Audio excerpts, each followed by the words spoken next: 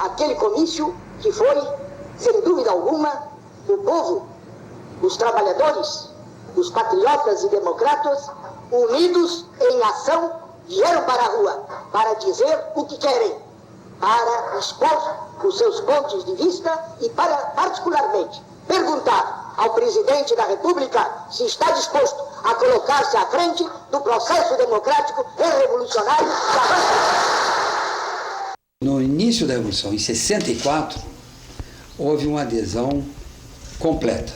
Só não aderiram os comunistas e os socialistas da extrema esquerda. Até a social-democracia aderiu. Apenas não houve uma concatenação. Então, nós sabíamos de tudo isso, porque nós tínhamos instrução sobre isso. Nós éramos reunidos para, olha, está acontecendo isto no Brasil. Isso já aconteceu na China, já aconteceu em Cuba, já aconteceu na Rússia, já aconteceu em tal lugar, e isto vai acontecer agora, e acontecia. Então nós sabíamos que nós estávamos marchando para um regime marxista-leninista. Nós sabíamos. Por quê? Estudamos. Isso aqui é científico. A Revolução Marxista é científica. Foi por isso que o Exército tinha não só o pressentimento, mas a certeza de que estaríamos numa fase pré-golpe, pré-marxista-leninista. Estejam tranquilos, que dentro em breve esse decreto será uma realidade, e realidade há de ser também a rigorosa e implacável fiscalização para que seja cumprido o decreto do aluguel, para que seja cumprido o decreto referente aos apartamentos. O comício do Automóvel Clube foi um comício de uma plateia delirante, que era, aliás, a plateia marxista-leninista, ela é bem mais, vamos dizer assim, delirante do que a democrática. Porque a democrática deixa passar, deixa acontecer, E a marxista-leninista é mudancista. Então ela exige a mudança e ela percorre e vai atrás dessa mudança. E prega essa mudança. Então o comício no Automóvel Clube foi um comício excepcional, uma coisa nunca vista, uma coisa belíssima, uma demonstração no ato público. Mas o Brasil era espectador e o Brasil estava com medo de tudo aquilo. Almirante Aragão, assassino monstruoso, incestuoso miserável. Almirante Aragão, não te aproximes, porque eu te mato com meu revólver. Realmente o Cabo Anselmo para nós foi um susto. Nós não esperávamos nunca um cabo tomando uma atitude daquela dentro de um exército disciplinado como era o nosso. As Forças Armadas nossas tinham em alto grau a disciplina. E o Cabo Anselmo surgiu como uma liderança, pregando muito mais uma liderança pessoal, autêntica, tirando certos tabus, porque, como diz até mesmo o Frei Beto de hoje, que o homem pensa com os pés, o cabo pensa como cabo. E o pé dele está na hierarquia do cabo. Então ele recebe tudo o influxo daquilo que acontece com o cabo. E todo homem idealista gosta de mudar para melhor. E ele era um mudança. Dever de consciência, se não dissesse esse esforço extraordinário que realizamos, ao lado do sofrimento também extraordinário que passa o povo brasileiro, jamais atingirá os seus grandes objetivos sem que se realize no Brasil as reformas de base reclamadas por toda a nação. Quando nós estávamos na pré-revolução, nós vamos saber até mesmo onde nós teríamos que ir. E nós teríamos que conhecer o Brasil Central. Porque se houvesse a revolução vitoriosa do outro lado, nós, quem que eu digo nós? O exército do nosso tempo, os capitães do nosso tempo, junto com os coronéis do nosso tempo, junto com os nossos generais, não iríamos nos entregar. Nós iríamos continuar defendendo a democracia. Nós iríamos continuar defendendo aquilo que nós conhecíamos e que nós achávamos que era justo para todos nós. Então, nós precisávamos conhecer o Brasil melhor. Eu, por exemplo, tinha vindo de um curso de guerra na selva, e no nosso curso de guerra na selva, nós, todos, no curso, sem praticamente entre um momento ou outro de instrução, que a gente parava deitado no chão para descansar, e se sai a revolução? O que é que nós vamos fazer? Todos nós, eu, Valporto, Fragapane, né, nós dizíamos assim, não vamos nos entregar. Pela primeira vez vai haver a guerrilha anticomunista, porque a guerrilha sempre foi comunista, e nós vamos fazer a guerrilha anticomunista. E até mesmo essa nossa expedição ao Xingu, levando remédio para os índios, levamos quase um avião de remédios, foi para levar remédio, mas foi também para conhecer o índio, foi também para ver o que o índio era, foi também para ver se nós tínhamos condições de sobrevivência na selva. Por isso nós fizemos, e lá nós tivemos a oportunidade de assistir o Quarupi, uma festa linda em homenagem aos mortos, né, com os caciques, com todas as tribos, os Caiapós, Cajabis, Meinacos, Ualapitis, Tchucarramães, né? Nós tivemos contato com todas essas tribos, moramos lá, vivemos lá e vimos que o índio, ele é muito mais índio do que democrata ou marxista. Né? E vimos que nós teríamos condições de sobrevivermos lá, caso precisássemos um dia fazer uma contra-guerrilha. O índio é amigo de quem é amigo dele. Se nós soubéssemos conquistar o índio, ele seria nosso amigo. Se nós não soubéssemos conquistar o índio, ele não seria nosso amigo. Eu te amo, meu Brasil, eu te amo. Meu coração é verde, amarelo, branco, azul, anil. Eu te amo, meu Brasil, eu te amo. Ninguém segura a juventude do Brasil. Cumprimos a nossa missão de conhecer o Xingu, de conhecer o Brasil Central e de levar apoio aos índios. Nós estivemos com ele, nós levamos 10 médicos na nossa expedição.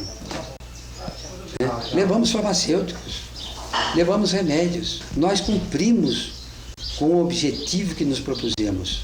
Apenas que nós tínhamos também em mente aprendermos alguma coisa. E nós aprendemos. Né? Mas a nossa missão era dupla, né? De verificarmos a sobrevivência no Brasil Central e também levarmos apoio ao índio. Entendeu? E esse objetivo foi conseguido, foi conquistado. Foi uma loucura, mas uma loucura planejada. E tem que correr risco. O militar é uma carreira, tem como objetivo na sua vida vencer e ultrapassar os obstáculos. E o risco é um obstáculo, é lógico. Ele não poderia, como general, se acovardar achando que tinha menos tropa. Tinha menos tropa, sim. Tinha muito menos tropa. Mas ele tinha certeza que o povo estava com ele. Né? E que a outra tropa, que lá estava para defender o governo, com os comandantes governistas, não tinha aquele ideal que ele possuía. Essa aventura deu tempo para que todos se conhecessem. Fulano de tal, também é nosso. Fulano de tal, também é nosso. Fulano de tal, também é nosso. Nós não sabíamos nada. Não houve uma preparação golpista. Houve uma informação, houve uma informação, mas sem perguntar, você aceita, você quer, você é nosso, você não é nosso. Não houve isso. Houve essa informação, sim. Nós estávamos sendo sempre informados das possibilidades de haver uma revolução no Brasil. Mas nunca nos falaram assim, você está com a gente ou contra? Nunca me perguntaram isso. O governo será os das leis e das tradições e princípios morais e políticos que refletem a alma brasileira. Nesse encontro, o general âncora representava o general Jair Dantas Ribeiro, que era o ministro do Exército, e que estava operado no Rio de Janeiro. Então, eu me lembro muito bem, porque eu estava de serviço, e o general Médici, eu era tenente, falou, tenente, que ninguém interrompa a nossa reunião. E eu, dentro da sala, na porta, de pé, com aquela pose de tenente, né, achando que era o maior soldado do mundo, né, assisti a fazer a história do Brasil. Estava sentado o general Âncora numa poltrona, o general Cruz na outra poltrona, o general Zerbini do lado, o general da raça azul Médici de pé. O general Âncora falou assim: Médici, como você ousou em lançar mão da academia militar no movimento revolucionário, se a nossa tradição era não participar de nenhum movimento revolucionário no Brasil? Ele falou: general, a nossa tradição já foi quebrada muito antes pelo presidente, pregando os movimentos marxistas-leninistas, fazendo revolta de marinheiro, apoiando revoltas, né, o senhor tem conhecimento no Rio de Janeiro, até mesmo lá da Marinha, né, e se houve quebra de tradição, essa quebra não foi iniciada por mim. Eu apenas tomei uma atitude diante de um movimento sedicioso. Ele falou assim: mas como você vai jogar filho contra o pai? Você não sabe o que o pai do cadete está fazendo para lançar o cadete contra o governo central. Será que o pai não está apoiando o governo central? E o filho estará contra o governo central? Então nós estamos jogando o pai contra o filho? E ele falou: eu tive o cuidado, general, de reunir toda a academia militar e falar isso que Vossa Excelência está falando, e dar oportunidade aos cadetes que quisessem não aderir ao nosso movimento, que saíssem de forma. E eu, como general e comandante, dei a palavra a todos eles que eles chegariam são e salvos aos seus pais e aos seus estados. E claro, Vossa Excelência conhece como o general trabalha, e Vossa Excelência sabe que eu cumpriria essa minha palavra. E nenhum só cadete saiu de forma. E todos os cadetes aqui são maiores de idade. Então todos os cadetes sabem o que fazem. Aí ele falou assim: mas Médici, nós seremos julgados pela história. Ele falou assim: sem dúvida, general, nós seremos julgados pela história. Mas nós seremos julgados pela história se nós aderirmos ao governo central ou lutarmos contra o governo central. Qualquer que seja a nossa atitude, nós seremos julgados pela história. Nós seremos julgados pela história se nós formos afoitos ou formos covardes. Nós seremos sempre julgados pela história. É esse o pagamento que recebe uma liderança em qualquer país. É o julgamento da história. Ele falou assim: mas o que vai dizer a opinião pública mundial diante do que nós estamos fazendo, general Médici? General Âncora, a opinião pública mundial vai fazer o que está fazendo. Nunca nos deu um grão de arroz, um grão de feijão. Nunca matou a fome do brasileiro. O brasileiro sempre mitiga a sua sede ele mesmo, e não a opinião pública mundial.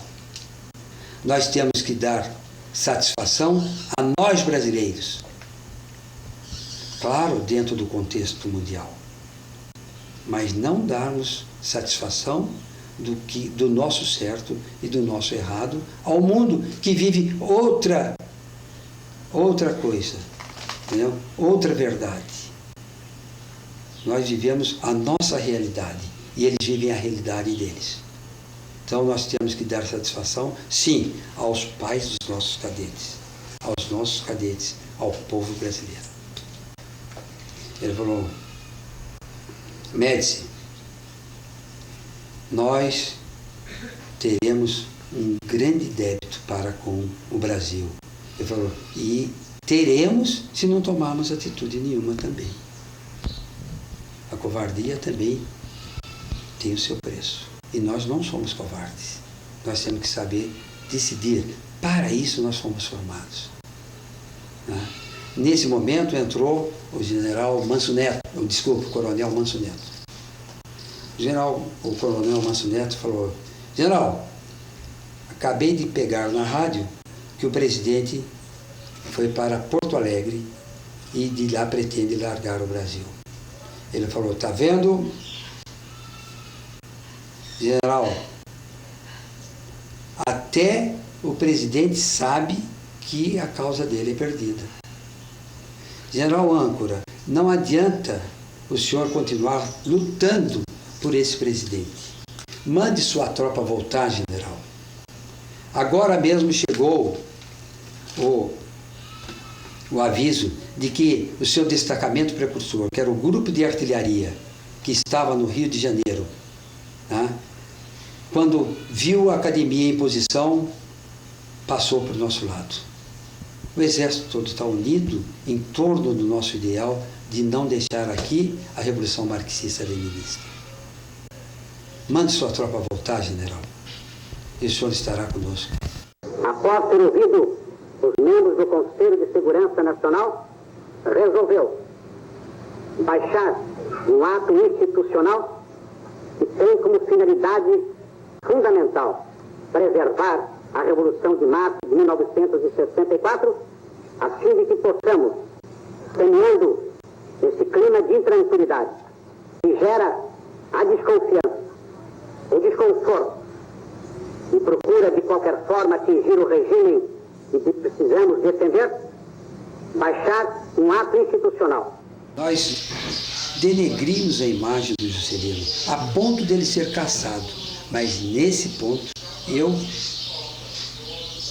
tenho a certeza que ele foi poupado, não foi cassado. Eles queriam, os ganhadores da Revolução, que o Juscelino, ele era favorável à Revolução, mas não era tão favorável, porque ele tinha certeza que seria o próximo presidente. Então, ele não apoiava integralmente a Revolução, porque ele era uma liderança que não precisava de Revolução, né? E com isso, ele era muito mal visto na parte de corrupção pelos seus inimigos. E com isso, ele foi denunciado por muitas corrupções que aconteceram em seu governo. Até mesmo de caminhão de areia que entrava 2 vezes em Brasília, pagava-se 1, 2, 3, 4 vezes o mesmo caminhão de areia, dizendo que esse dinheiro ia para o Juscelino. Isso é um absurdo, né? Claro que não era verdade, né? E Juscelino, então, foi denunciado várias vezes. E o pessoal que era contra o Juscelino, como Lacerda, como Magalhães, como Juracy, né? Magalhães também, né? Eles achavam que se Juscelino fosse candidato, poderia ser eleito. Então resolveram tirar o Juscelino da jogada. E para tirar o Juscelino da jogada, só tinha um jeito, tirá-lo da vida política. Eu lembro de quem estava com o inquérito do Juscelino na mão, falando com o Castelo Branco, dizendo assim, coronel, o senhor é responsável, o Castelo Branco falando, o senhor é responsável por esse inquérito. Está lacrado. Aí só tem coisas contra o Juscelino que denigrem o presidente da República. E o brasileiro tem que aprender a respeitar os seus próximos maiores. Então, esse inquérito não deve ser dado, não deve ser publicado. E o senhor é responsável, coronel. Se acontecer alguma coisa de assuntos que estiver nesse inquérito, o senhor será responsabilizado diretamente por mim. Entregou o inquérito do Juscelino lacrado. Eu vou caçar o Juscelino para não permitir que o denigram mais. E falou isso aos seus ministros. Tá? O Juscelino tem que ser guardado. Ele é uma imagem nacional. Não pode ser denegrido. Tá? E por isso, o inquérito do Juscelino, até hoje, ninguém sabe nada dele. Presidente Emílio Carrapta Azul Médici,